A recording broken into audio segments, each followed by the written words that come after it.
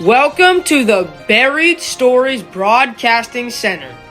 On this channel, we unbury buried stories from the past and bring them to light. If this is your first time watching, my name is Wondrous William. My name is Jawline Johnny. My name is Dangerous Dominic. And my name is Jolliest Jacob. Today we have a story that is quite interesting, the Great Molasses Flood. The Great Molasses Flood was caused by a faulty storage tank that collapsed. The tank was built in 1915 along Boston's waterfront on Commercial Street. At the time, industrial alcohol, which was made from fermented molasses, was highly profitable. The tank's colossal size reflects the demand.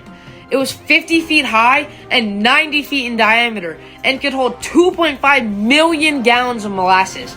Britannica says the tank was problematic from the start, leaking and often emitting rumbling noises.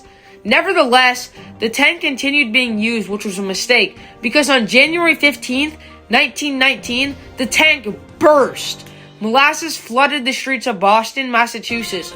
The resulting wave of molasses was 15 to 40 feet high and some 160 feet wide. In the end, 21 people were killed and 150 people were injured. How the tank erupted is so unknown, but it is speculated that the USIA had cheaply created the tank and used metal that was too thin, which caused it to explode when it was refilled. The people of the USIA believed differently, and they speculated that the tank had been intentionally blown up by heavily disposed persons, which assumes that it was an act of terrorism. The lawsuits against USIA were eventually combined into a mammoth legal proceeding that dragged on for 5 years.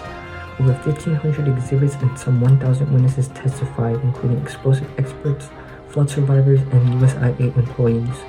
The closing arguments alone took 11 weeks, but in April of 1925, State Auditor Hugh W. Ogden finally ruled that the United States industrial alcohol was to blame for the disaster. It was confirmed that the company's poor planning led to the tank's structural failure. USIA would later pay the flood victims and their family members $620,000 in damages, which is equivalent to $8 million today. This story has been buried to cover up the mistakes that the USIA made of the death and the destruction that they had caused the people of Boston, Massachusetts.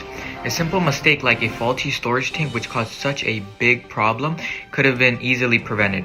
It is important for this story to be brought to light so that we can learn from past mistakes and integrate them into our current day lives.